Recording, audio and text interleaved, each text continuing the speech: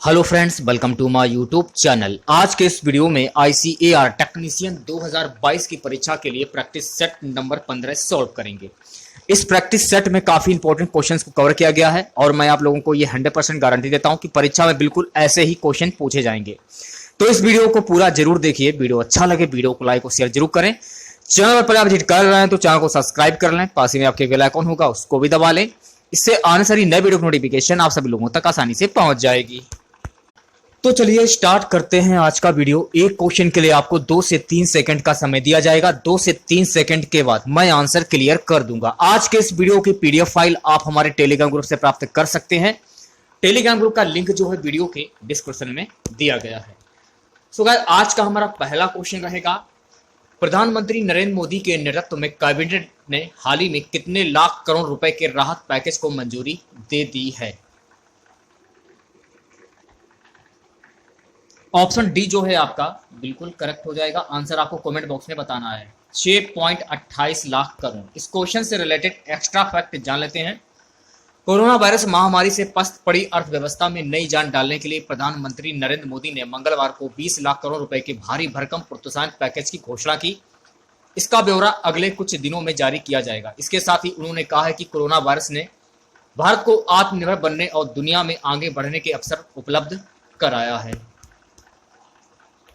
Next question है guys, भारतीय अंतरिक्ष अनुसंधान संगठन ने हाल ही में पहला मानव रहित गगनयान मिशन का प्रक्षेपण कब तक किए जाने की घोषणा की है? ऑप्शन बी जो है आपका बिल्कुल करेक्ट हो जाएगा, दिसंबर 2021। इस क्वेश्चन से रिलेटेड एक्स्ट्रा फैक्ट जान लेते हैं। भारतीय अंतरिक्ष अनुसंधान संगठन का पहला मानव रहित गगनयान मिशन का प्रक्षेपण इस साल दिसंबर के अंत तक होने की संभावना है। कोरोना की वजह से यह मिशन 1 साल की देरी से चल रही है। इसका प्रक्षेपण दिसंबर 2020 में होना था, लेकिन तय समय में हार्डवेयर की आपूर्ति में हुई देरी की वजह से इसे मानव रेटिंग बनाना संभव नहीं हो सका। तीसरा क्वेश्चन देखिएगा, भारत का कौन सा राज्य हाल ही में अब भारत का पहला रेबीज मुक्त राज्य बन गया है? केरल, गुजरात, गोवा, महाराष्ट्र। सी वाला जो ऑप्शन है आपका बिल्कुल करेक्ट हो जाएगा, गोवा। इस क्वेश्चन से रिलेटेड एक्स्ट्रा फैक्ट जान लेते हैं। हाल ही में गोवा भारत का पहला रेबीज मुक्त राज्य बना है। राज्य के मुख्यमंत्री प्रमोद सावंत ने इसकी घोषणा की है। यह रेबीज नियंत्रण का कार्य मिशन रेबीज परियोजना द्वारा किया गया है। इससे केंद्र सरकार के अनुदान से चलाया जा रहा है। मुख्यमंत्री ने बताया कि राज्य ने अब कुत्तों में रेबीज के खिलाफ 5,40,593 टीकाकरण लक्ष्य हासिल कर लिया है। चौथा क्वेश्चन, हाल ही में टोक्यो ओलंपिक के लिए क्वालिफाई करने वाली पहली भारतीय महिला गोल्फर कौन बनी है? Option C is right, Aditi Ashok. इस क्वेश्चन से रिलेटेड एक्स्ट्रा फैक्ट जान लेते हैं। रियो ओलंपिक में अदिति ने महज 18 साल की उम्र में भारत की ओर से शिरकत की थी और ओलंपिक खेलों में भाग लेने वाली पहली भारतीय महिला गोल्फर बनी थी। रियो में 41वें पायदान पर रही अदिति 5 साल बाद टोक्यो में पदक की दावेदार बनकर उभरी हैं। शुक्रवार तक खेल के तीसरे दौर यानी व्यक्तिगत स्ट्रोक प्ले के बाद दूसरे पायदान पर हैं। पांचवा क्वेश्चन, हाल ही में भारतीय वायुसेना के नए उप प्रमुख कौन बने हैं? ऑप्शन सी जो है आपका बिल्कुल करेक्ट हो जाएगा, विवेक राम चौधरी। इस क्वेश्चन से रिलेटेड एक्स्ट्रा फैक्ट जान लेते हैं। एयर मार्शल संदीप सिंह को भारतीय वायुसेना का नया उप प्रमुख नियुक्त किया गया है। वह एयर मार्शल VR चौधरी का स्थान लेंगे। चौधरी 30 सितंबर को वायुसेना प्रमुख का पदभार ग्रहण करेंगे। उन्हें हाल ही में पदोन्नत कर नया वायुसेना प्रमुख बनाया गया है। आज का टारगेट रहेगा इस वीडियो पर 1000 लाइक का। 1000 लाइक का जो टारगेट है उसे पूरा कीजिए आप लोग। नेक्स्ट क्वेश्चन, हाल ही में जारी ग्लोबल स्टार्टअप इकोसिस्टम इंडेक्स 2021 में कौन शीर्ष पर रहा है? इजराइल, यूके, अमेरिका, इनमें से कोई नहीं। ऑप्शन सी जो है आपका बिल्कुल करेक्ट हो जाएगा, अमेरिका। इस क्वेश्चन से रिलेटेड एक्स्ट्रा फैक्ट जान लेते हैं। स्टार्टअप पब्लिक द्वारा जारी ग्लोबल स्टार्टअप इकोसिस्टम इंडेक्स 2021 में बेंगलुरु सर्वोच्च रैंक वाला भारतीय शहर है। यह दुनिया भर में 10वें और भारत में पहले स्थान पर है। सातवां क्वेश्चन, हाल ही में WHO ने किस देश को मलेरिया मुक्त घोषित किया है? जापान, चीन, श्रीलंका, इनमें से कोई नहीं। ऑप्शन बी जो है आपका बिल्कुल करेक्ट हो जाएगा, चीन। इस क्वेश्चन से रिलेटेड एक्स्ट्रा फैक्ट जान लेते हैं। विश्व स्वास्थ्य संगठन WHO द्वारा चीन को आधिकारिक तौर पर मलेरिया मुक्त के रूप में प्रमाणित किया गया है। चीन 2016 में श्रीलंका के बाद यह टैग पाने वाला एशिया प्रशांत क्षेत्र का केवल दूसरा देश है। चीन ने लगातार 4 वर्षों तक शून्य स्वदेशी मलेरिया के मामले दर्ज किए हैं। आठवां क्वेश्चन है गाइस, देश का पहला इक्वेटिक किंगडम किस शहर के रेलवे स्टेशन पर खोला गया है? नई दिल्ली, मुंबई, बेंगलुरु, हैदराबाद। ऑप्शन सी जो है आपका बिल्कुल करेक्ट हो जाएगा, बेंगलुरु। इस क्वेश्चन से रिलेटेड एक्स्ट्रा फैक्ट जान लेते हैं। देश का पहला इक्वेटिक किंगडम रेलवे स्टेशन पर खोला गया है। आत्मनिर्भर भारत के तहत देश का पहला aquatic kingdom Bengaluru railway station पर तैयार किया गया। यह मुख्यतः रेलवे स्टेशन पर यात्रियों के मनोरंजन के लिए बनाया गया है। इक्वेटिक किंगडम देखने के लिए 25 रुपए का प्रवेश शुल्क रखा गया है। नवा क्वेश्चन, सऊदी अरब में सबसे बड़ा एयर कैरियर कौन सा है? ऑप्शन सी जो है आपका बिल्कुल करेक्ट हो जाएगा, सऊदी अरब एयरलाइंस। इस क्वेश्चन से रिलेटेड एक्स्ट्रा फैक्ट जान लेते हैं। सरकारी स्वामित्व वाली सऊदी अरब एयरलाइंस सऊदी अरब की सबसे बड़ी सरकारी एयर कैरियर है। 10वां क्वेश्चन, भारत में आपातकालीन उपयोग लाइसेंस प्राप्त करने वाला पहला mRNA टीका कौन सा है? ऑप्शन ए जो है आपका बिल्कुल करेक्ट हो जाएगा, मॉडर्ना 1273। इस क्वेश्चन से रिलेटेड एक्स्ट्रा फैक्ट जान लेते हैं। भारत ने अपने चौथे कोविड-19 वैक्सीन और इसके पहले mRNA वैक्सीन मॉडर्ना के mRNA 1273 को मंजूरी दी। इसे अमेरिका में स्पाइकोवैक्स ब्रांड नाम से बेचा जाता है। अब टीकों को नैदानिक अध्ययनों को पूरा किए बिना भारत में आयात किया जा सकता है। मॉडर्ना वैक्सीन जिसकी प्रभावशीलता 94.1% है, यह भारत में भारतीय फार्मा कंपनी सिप्ला के माध्यम से उपलब्ध होगी। नेक्स्ट क्वेश्चन, सर्वप्रथम विश्वविद्यालय शिक्षा आयोग राधाकृष्ण आयोग के अध्यक्ष थे।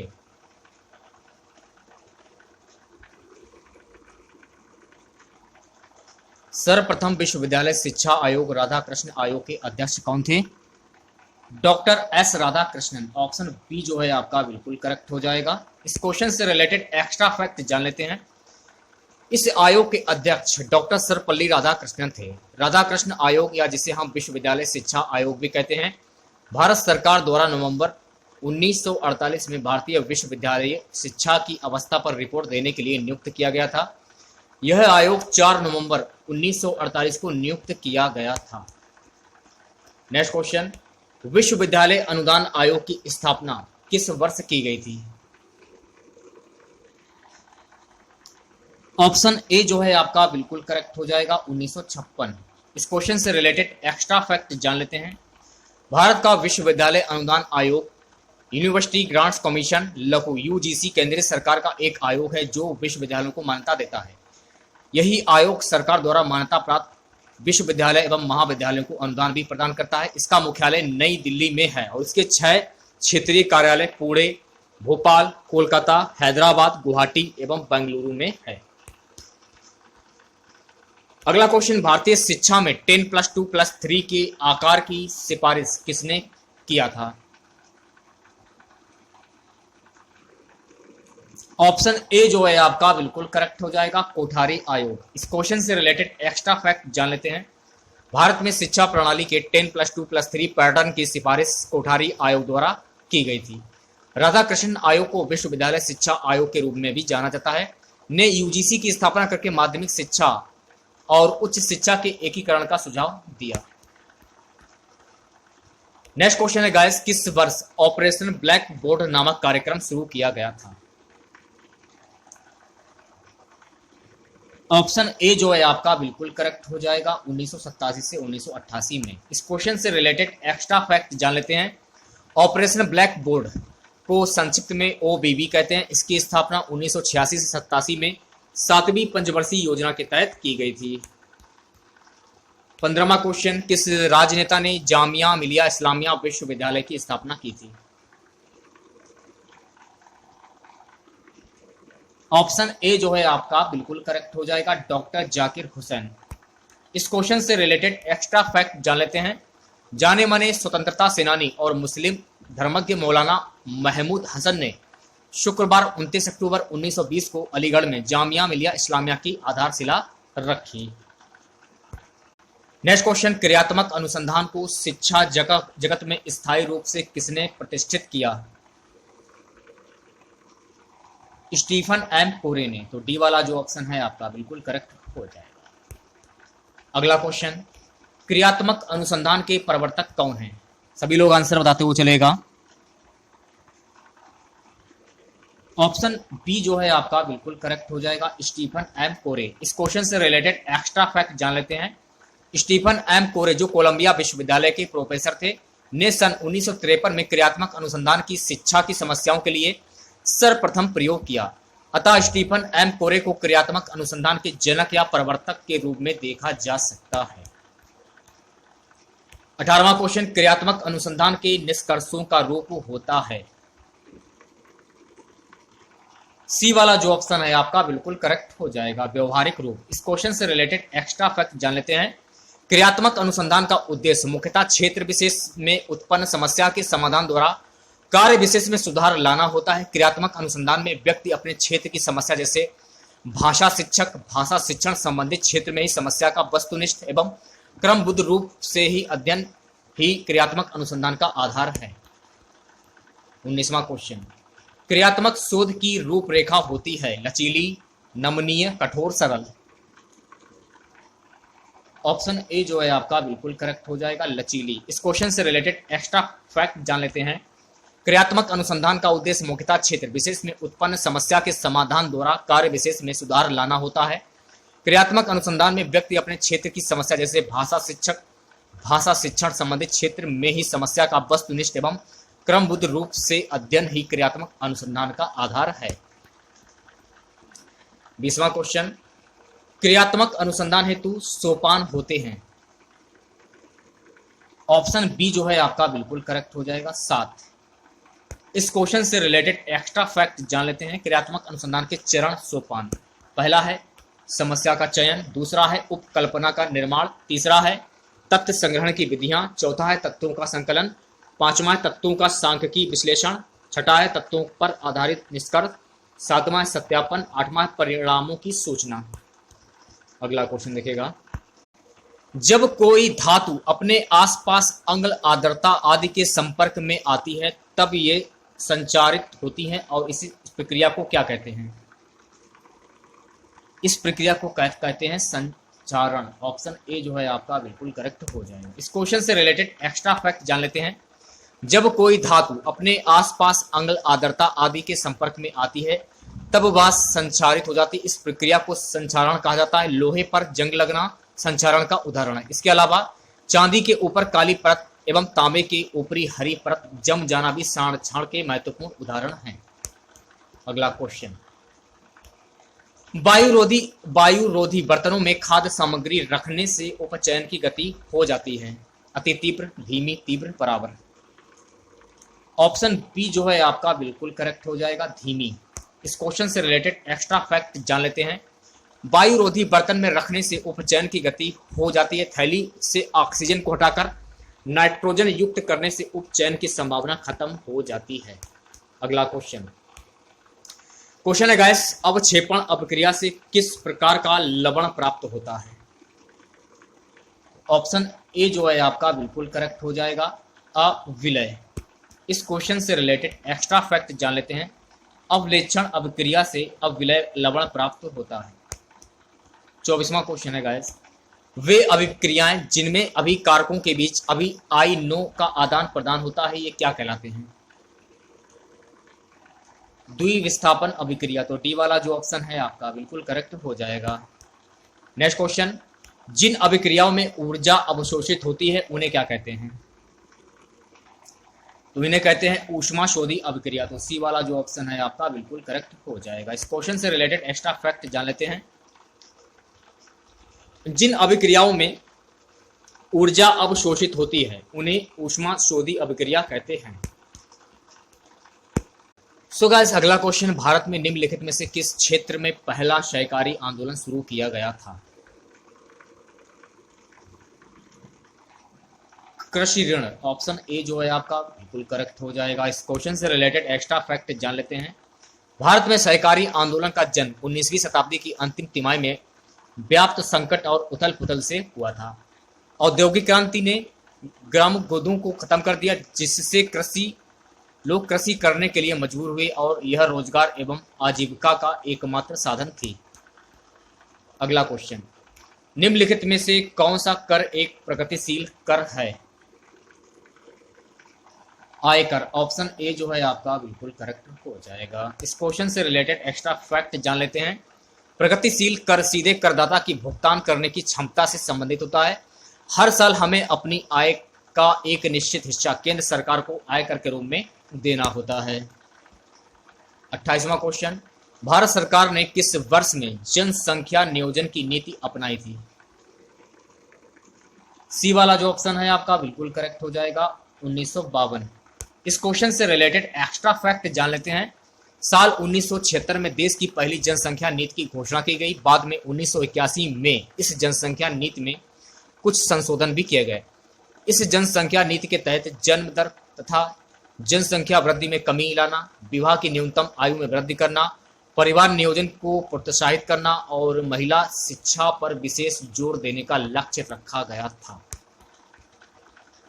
अगला क्वेश्चन, संघ द्वारा निम्नलिखित में से कौन सा कर लगाया जाता है और राज्यों द्वारा एकत्र और विनियोजित किया जाता है?